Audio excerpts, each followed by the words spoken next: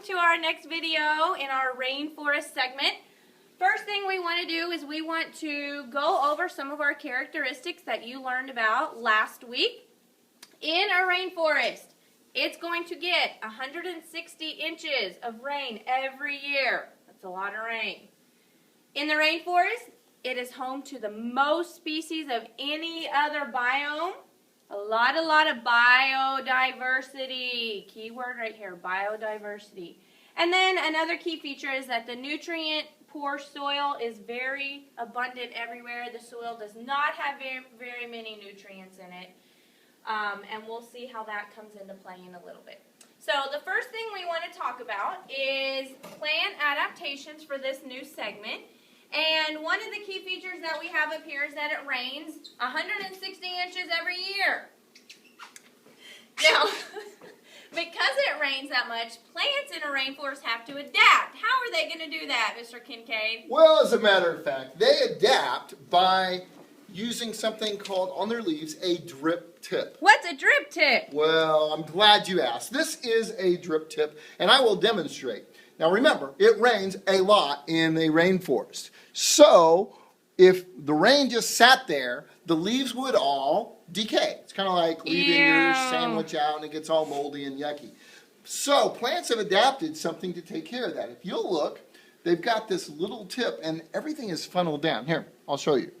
When it's raining, it rains, water is funneled all the way down, out off the leaf as quickly as possible onto this drip tip. So one adaptation is the drip tip. Ooh.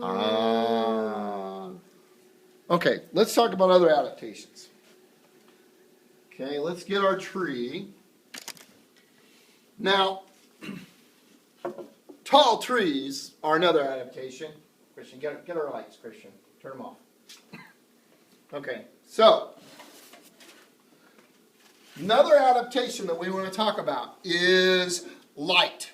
Now, you would think in a rainforest there'd be lots of light. You're in the equator, there's lots of light, but what you got to remember is there's a lot of competition. As a matter of fact, there's trees, there's this upper canopy layer, and this would represent the ground layer. So this is our rainforest tree of science, and we're going to show you how plants have to adapt to the light conditions. So we got our emergent layer. That's this layer right here on top.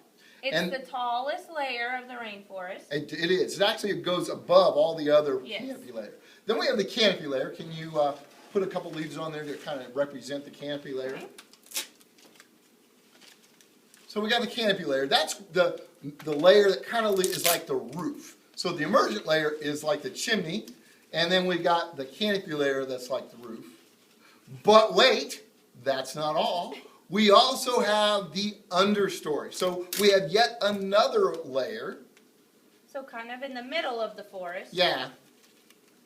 You've got another layer. Those are kind of the smaller trees and maybe the shrubs and things that are big for us because rainforest trees are huge. They're 200 feet tall. The redwoods are a type of rainforest tree, or a type of rainforest tree. So as you can see, all of a sudden, we don't have very much light at all at the floor level anymore because it's all being shaded out.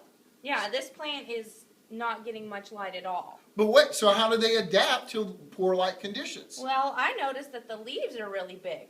They are. As a matter of fact, wide leaves. Now, wide leaves... Wide means fat, big. Exactly. And what they do, they actually capture more leaf means you capture more of the sunlight. So wide leaves are one of the adaptations. Now, one of the problems with wide leaves is they use up a lot of water. And remember when we talked about deserts, they had very narrow, small leaves. Oh, thanks. We now have rain coming down. But we got plenty of rain. In fact, we got rain coming down right now. We have plenty of rain, so water is not a problem in the rainforest. So their leaves can get as big as they can possibly grow. And the biggest leaves in the world are in the rainforest. All right, very good. Now, next thing, let's talk about what the rainforest looks like. Okay, let's take our tree of science out of here. And we'll move our forest floor plant. Okay. All right. some other characteristics there are a lot, just once again, a lot of biodiversity. We have very colorful flowers. So very tall trees, the leaves are very wide, they have drip tips, and there's a lot of very colorful flowers. And there, you can see they're all different shapes, sizes, and color. In fact, in a rainforest, there is a lot of color. So it's not unlike, say, the desert, where everything was kind of that sandy brown color. There's all kinds of color in a rainforest. Okay? Therefore, a lot of the animals, unlike a desert, they're going to be very colorful because they actually kind of blend in with the rainforest when they're colorful. But in addition to that, also it's a good way to attract a mate because they'll have certain color patterns. And the other thing that is one of the adaptations is our toucan here. What's the first thing you notice about a toucan? His beak! His beak, exactly so. And his beak is very specialized. He eats fruit, and it's very specialized to eat different types of fruit. So he has a perfect beak for that. Other birds would have beaks that would be more specialized for other types of food. And that's just some of the adaptations. In fact, there's so many adaptations, we're not going to talk about all of them today because that would be a really long video. We only said 10 minutes. So, next adaptation we want to talk about is the color is for warning. These are poison dart frogs. Okay, poison dart frogs are really cool. Poison dart frogs are called poison dart frogs because they're poisonous! Yes, and as a matter of fact, the native people in the rainforest used to take their darts and they would rub it on the skin of the poison dart frog, and then they would shoot their bows or their poison darts, and it would go into an animal and it would kill them because they would be poison darts. So this is the poison dart frogs. And you see how colorful they are, and that is a warning device so that predators don't want to eat a poison dart frog. Okay, so what else do we have? Well, that's pretty much it today. Okay. We're going to review. All right, well, you go ahead and review. As we review, you need to make sure you remember you're filling in the notes section of your C notes today. Notes section. All right, so what did we learn today? Well, we learned about plant adaptations. There are many, many plants with wide leaves. The wider the leaf, the more sun they can absorb. The leaves have drip tips that funnel the water down so that it doesn't get the leaf all moldy and gross. There are tall trees to reach the sun, and then very colorful flowers all throughout the rainforest. Okay, we also talked about animal adaptations. Just like the flowers, there's brightly colored animals for several reasons. Camouflage to hide in. If all the colors are bright colors, the animals should be bright colored to camouflage. Okay, they can also serve as a warning that they're poisonous. Don't eat me, I'm poisonous.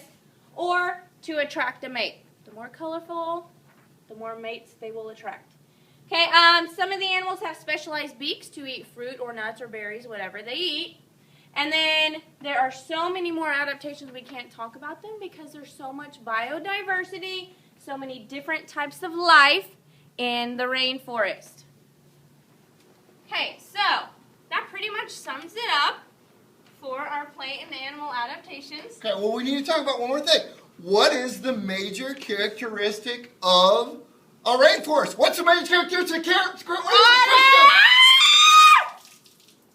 Yeah, they're really wet. So, thank you very much, and till next time when we'll have another subject for the flipped classroom.